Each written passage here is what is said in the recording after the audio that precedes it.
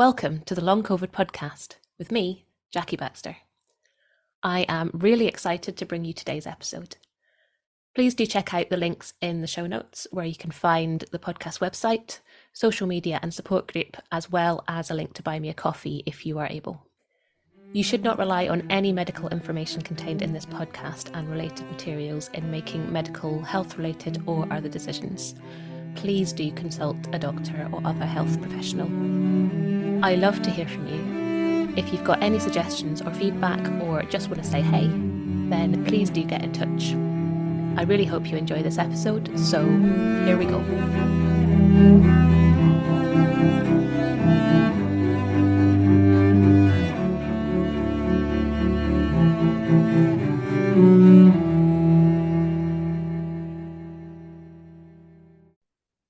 Hello and welcome to this episode of the Long COVID podcast. Earlier this month, I asked if anyone had any questions that they'd like me to answer. And I got some really good ones. Not that there are any bad questions. But it is so useful to know what you, the listeners, want to know, as that can help to guide me in my episodes and my searches for guests and topics. So I'm going to answer some of them today. Previous questions have also formed the basis of past podcast episodes too. So if you've got something you would like to ask me, please drop me a message. You can do this by using the fan mail function linked from the show notes of every episode, by contacting me on social media, by email, or through the website, which is longcovidpodcast.com.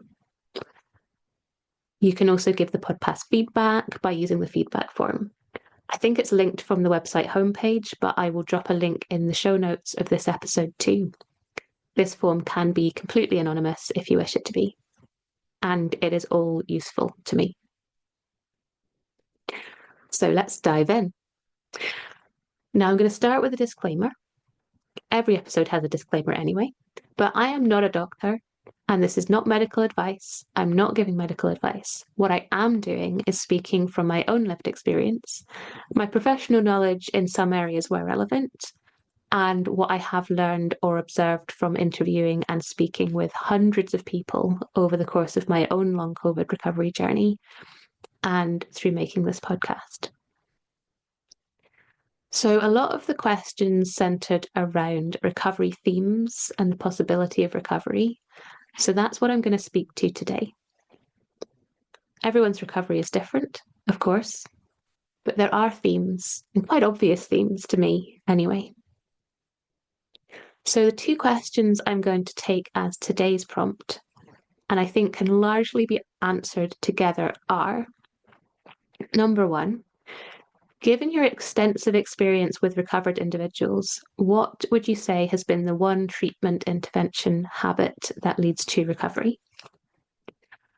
And number two, what is the common link between recovery stories?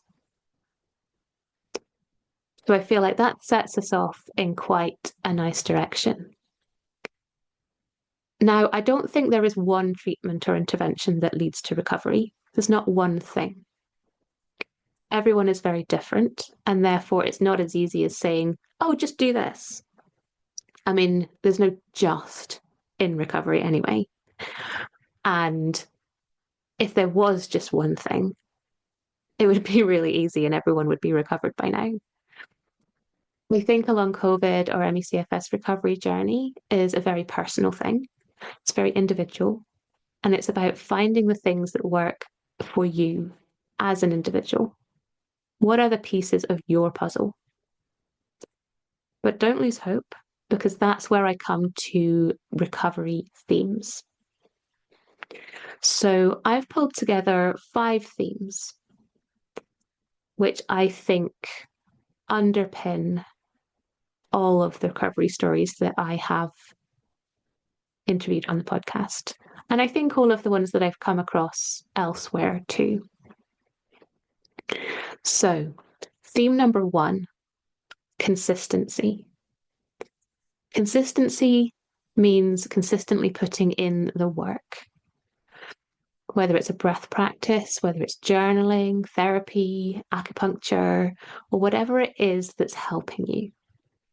Consistency doesn't mean pushing yourself.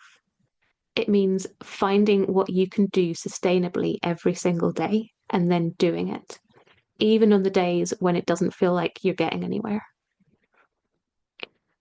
I love that visualization of the roots underground. It sometimes does the rounds on Instagram and Facebook and other social media channels. It's a picture of what's above ground, a small plant that doesn't really appear to be growing, and then what's below ground, the roots that are growing, spreading, preparing. We put in the work, and often a lot of it isn't visible. A bit like a lot of the illness isn't very visible to other people. But those roots eventually will allow the plant to grow. So all that effort that's felt unseen will eventually allow you to really feel it. So, consistency. Theme number 2, mindset. So now I'm going to dive into the mindset debate. Now, I don't think that positive thinking alone is going to heal you. It's not so simple as turning that frown upside down, and it's patronizing to say otherwise. However, mindset is important. Dr. Sarah, who I actually met for real today in her recovery story that we recorded around a year ago, she put this beautifully. She describes, and I quote, if your cells are surrounded by all these stress hormones and all this fear and negativity, then it's not a very healing place for your cells to be bathed in. But if you can bath your cells with none of the stress hormones, but more positive emotions, oxytocin and dopamine, and all these things that your body releases when you're thinking of more positive things, things that you're grateful for, then the mind was thinking, well, surely that's a better environment for recovery of my cells. And I love that. I think that's a really great way of putting it. So it's more about creating that healing environment. I also think that belief is important. Belief in recovery, belief in life beyond. Or if you feel like that's too much of a stretch at the moment, belief that things can get better, even just a little bit. So that's why one of my recovery themes is mindset. Belief that things will get better is going to help us to put in that consistent work. Back to theme number 1. It's going to make it easier for us to look for things that will help. That's theme number 3 and 4. Search for the next piece of the puzzle. It helps us to mentally navigate the ups and downs of this illness because no amount of positive thinking will iron out the peaks and the crashes. But knowing that it will pass and things will improve is a huge help when we're in that pit of awfulness. And that's not denying heavy emotions when they come up. It's important to give them space. But it's also important to allow them to move through. I think this mindset also helps us to be open-minded about what might help. So when I became unwell with COVID and then long COVID, in March 2020, I was very much of the opinion that doctors were akin to gods. You know, if we got sick, they fixed us. That had been my experience up until then. However, I was in for a bit of a surprise, perhaps like a lot of people, who found that the doctors didn't have the answers, even if you were lucky enough to get one who would listen to you. And there are lots of wonderful, empathetic doctors out there. Unfortunately, there are some who aren't. But even the really great empathetic ones, many of them still don't really know what to do. The things that I used to find my way out of long COVID were things that I would have roundly dismissed 5 years ago. And many doctors probably would too, even now. So I think being open-minded to what might help. Just because it wasn't suggested by a doctor doesn't mean that it's not helpful. Of course, we need to do our due diligence, but not dismissing something out of hand because it doesn't fit into your current worldview, because that can change. I know mine certainly did. Theme number 3, understanding. Until I started to understand what was going on in my body, I was doing all the wrong things. Maybe some of us do some of the right things, but because we don't understand why, we can do them in a way that isn't helpful or maybe isn't targeted. So we don't get the most bang for your buck, so to speak. And when we're low on energy, we want to get the biggest bang for our buck. So, starting to understand a bit more about the nervous system was a huge light bulb moment for me because it allowed me to start to know what strategies might work and how to recognize that they were working or not. For example, if I was doing a breathing exercise that made me panic, then it wasn't helping. If I did it a little less, then maybe I hit the sweet spot and it allowed my body to come out of that danger response and into a calmer place. Having some understanding of what's going on, even if you only believe it's a small piece of what's going on, is hugely helpful. And it also makes things feel a little scary, a little bit less scary. Long COVID, ME/CFS, and other health challenges are isolating and scary experiences. Well, they certainly can be. Even if we feel that there's not a lot we can do about it, understanding what is actually going on can bring down that sheer terror even just a notch. And that in turn will actually help our nervous system even just a little. And also understanding triggers. What is it that tends to trigger us? Are we able to reduce or mitigate that at all? Understanding. Knowledge is power. And understanding leads to number 4. Theme number 4, build your strategies. Start to make a list. Explore different strategies. Some people may find that medications fit into this, that they are strategies and they are helpful. I'm not against them at all. I didn't use any, but that was partly because I didn't have any access, so I didn't have a choice. Plenty of people have found that they are helpful, so long as we don't look to them as a cure, because they're not. More of a bridge. In fact, my interview with Dr. Sanjay Gupta, who I will link in the show notes, is a POTS specialist working in York in the UK. And he described medications as such, a bridge. So if you're taking some medication that helps bring your heart rate down, for example, it doesn't mean that you'll be on it forever, but it might help you to be able to access other things that will help, that might then allow you to come off the medication. Again, always with a doctor's advice. Your strategies might be balancing hormones. It might be acupuncture, hyperbaric oxygen, diet strategies. For me, the first thing that helped me was breathing, but breathing in a way that worked for my body. So finding that first thing was so key. I also think it's important not to dismiss the little things. Just because it's a small strategy doesn't mean it might not have a big impact. A lot of the recovery stories I hear are actually consistently doing the little things, and that building up over time to have a bigger impact. So the little things add up to the big things.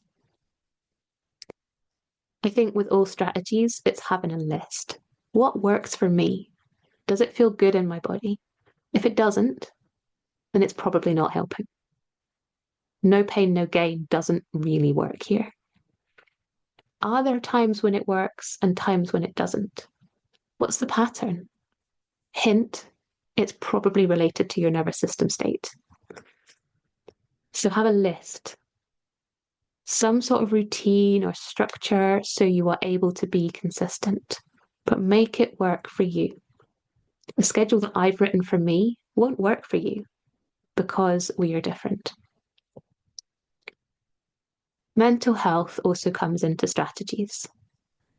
I'm a big fan of having a therapist. They're amazing.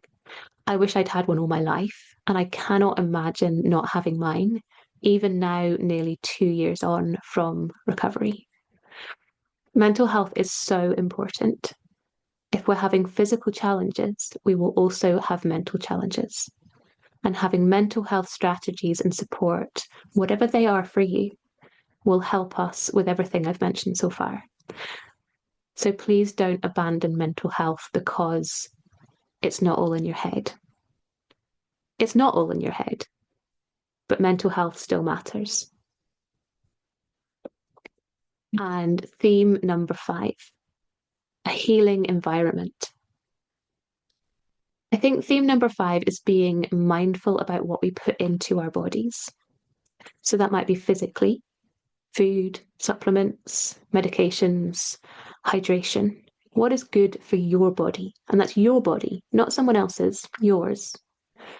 Are you eating a lot of inflammatory foods? Are you cutting out foods that actually would be helpful?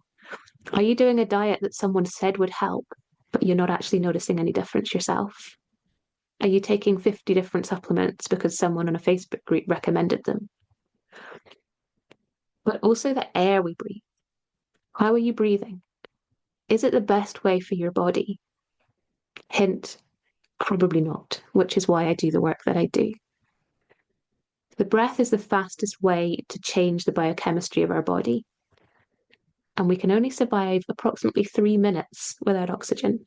So our breath should be a priority. But what are you consuming elsewhere? The people around you, the media you're watching or reading? Are you a member of 20 different support groups and you're seeing a lot of negative stuff every time you scroll Facebook? Are you scrolling Facebook too much? Could you mute some of those groups? Could you watch less news? The world is a scary place, but can you do anything about it right now? And is knowing actually helping? A big recovery theme is consuming less media, or even none. And that doesn't mean that you can't come back to some of that in the future. But for now, maybe it would be help to reduce that. And also, what are you thinking? Our thoughts do affect our behaviours, and being mindful of what we're telling ourselves is something that is worth being aware of. Reframing things if we're saying negative things to ourselves. It's not dismissing how we're feeling, but choosing a different perspective. The glass half full versus the glass half empty. And that can really help on a long and difficult journey, such as long COVID. Asking ourselves, what is it that my body needs right now? What is the best thing that I can do for my body? And this is a really great skill for life beyond illness. So that's the recovery themes that I've picked out today. There may be more, but that's what I've picked out. And I think the main theme of the themes, I've decided to have an overarching theme because I can, is empowerment. That even amidst what feels like complete chaos in our body, focusing on what we can do is important. There's a lot we can't, but what can we do? Taking any steps that will help is worth it. 1% is better than none. And if you add up the 1%, you get more percents. Little steps adding up to those bigger wins. And maybe you get to a level where you can access other strategies that you weren't able to access before, but now you can, and maybe they will help more. And to the point where you can do a few more things that actually gives you a little bit of enjoyment too. And that leads me on to one more question around brain training or brain retraining. This one goes, hi Jackie, wondering about your thoughts on brain training. I just finished your breathing course and plan to sign up for the next one. I plan to keep breathing, but wondering if adding on brain training would help. If so, do you have one program you like? There are so many out there and none of them are cheap. So most, not all, but most people who I've spoken to who have recovered have done some form of brain training as a part of their recovery. It wasn't the whole story, but it was something that helped them to have maybe a mindset shift, which then influenced the strategies they tried, or that it helped them to transition out of the illness at the end. So maybe early unlocking or a final piece of the puzzle. I've seen people find a variety of different approaches useful. For me, I did find that early on, I had a mindset shift that other people had recovered, therefore I could too. And that was pivotal for me because I didn't even realize you could recover until I met someone who did. It gave me that hope and belief. And even if I lost that from time to time, it gave me something to come back to. Also, once I was nearly there with my recovery, in hindsight, I didn't realize that at the time. It helped me to look beyond the illness, and that was really helpful.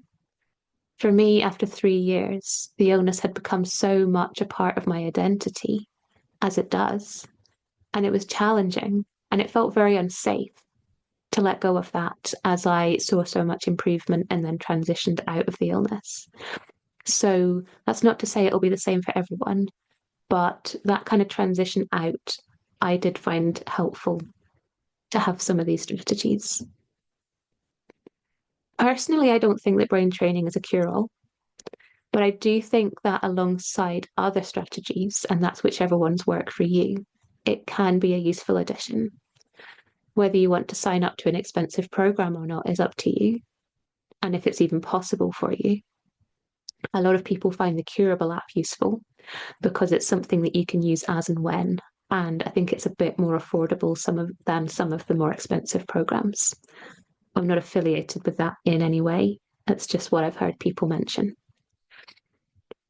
If it is something you're interested in looking into, check out some of the reviews, asking advice from others who you trust, who have done them or who know people who have. And I think most importantly, whether it is a brain training thing or whether it's a different strategy, it's finding something that is the right fit for you. It could be the perfect program for someone else. Doesn't mean it's going to be perfect for you because this whole journey is so individual. So here endeth my observations. Have you seen improvement or recovered and you agree with me or even disagree? Do let me know. And if you've got questions, please feel free to get in touch. So the few things that I've mentioned, I will drop links in the show notes today. I'll be back with a wonderful guest next week. I haven't decided who that's going to be yet, but they'll be awesome. Until then, keep listening to your body. Keep doing those things that help. Keep doing the 1% because they do add up, even if it's not in a totally linear way. Thank you so much to all of my guests and to you for listening. I hope you've enjoyed it, or at least found it useful. The Long COVID podcast is entirely self-produced and self-funded. I'm doing all of this myself. If you're able to, please go to buymeacoffee.com/longcovidpod to help me cover the costs of hosting the podcast. Please look out for the next episode of the Long COVID podcast. It's available on all the usual podcast hosting things. And do get in touch. I'd love to hear